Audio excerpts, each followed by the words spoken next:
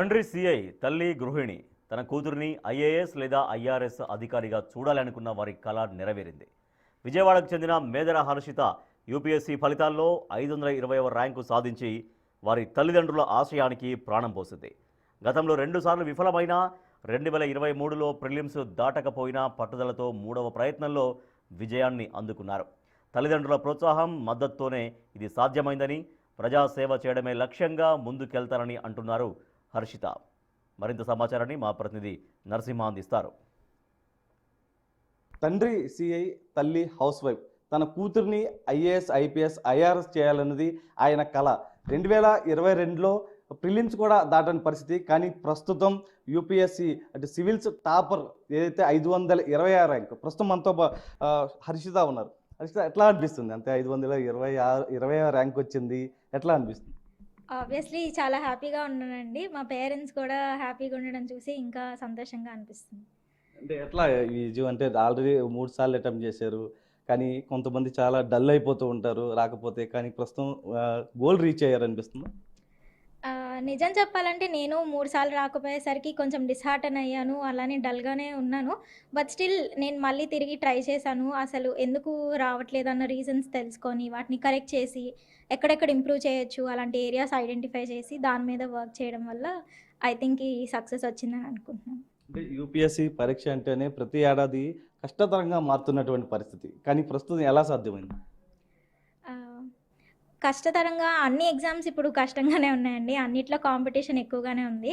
But I think ఇంకా మన hard work and మా పేరెంట్స్ ఇచ్చిన సపోర్ట్ కానీ, నా ఓన్ ప్రిపరేషన్ మీద నమ్మకం కానీ, వాటన్నిటి వల్ల నేను ఇవి సాధించానని అనుకుంటున్నాను.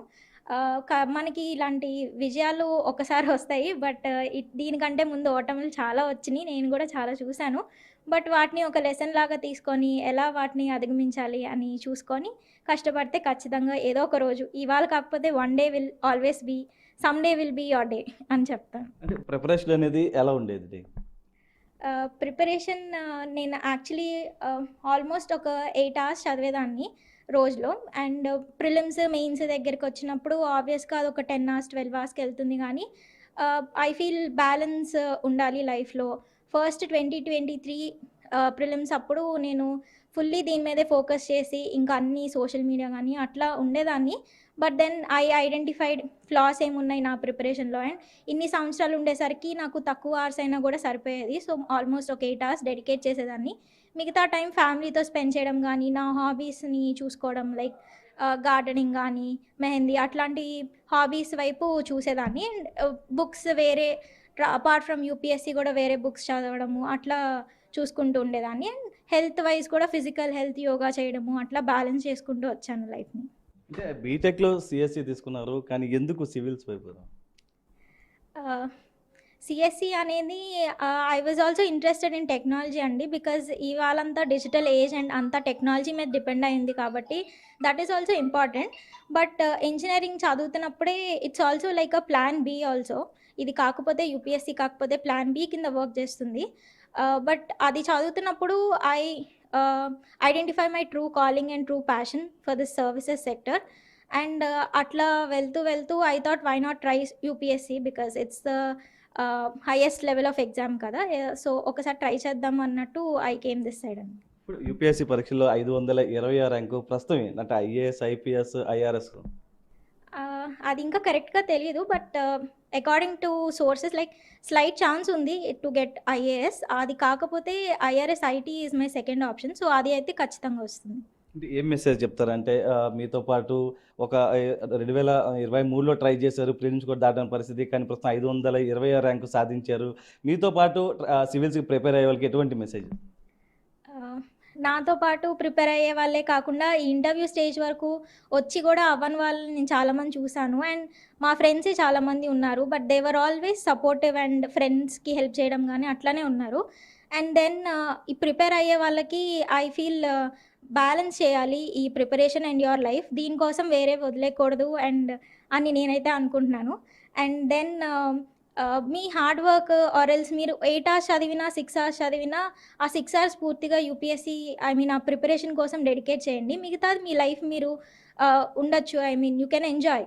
బట్ చదివేటప్పుడు మాత్రం you have to give 100% focus. And ఇట్లా ఓటమిలు వచ్చినప్పుడు ఊరుకోకుండా అండ్ ఇంకా నా వల్ల కాదు అని ఫస్ట్ ఫ్యూ డేస్ ఎవరికైనా అనిపిస్తుంది ఓడిపోయిన తర్వాత.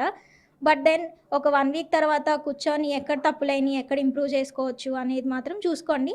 And previous year questions and also last years patterns ఎలా ఉన్నాయి, ట్రెండ్స్ ఎలా ఉన్నాయి, అవే మనకి పెద్ద గైడ్స్ అనమాట. సో అవి తప్పకుండా ఫాలో అవుతూ కరెంట్ అఫైర్స్ మీద ఫోకస్ చేస్తూ ఉండాలి అంతే. ఫాదర్ సిఐ ప్రస్తుతం టాపర్కి వచ్చారు, అంటే 520 ర్యాంక్. ఎట్లా అనిపిస్తుంది, ఎట్లా ఫీల్ అవుతున్నారు పేరెంట్స్?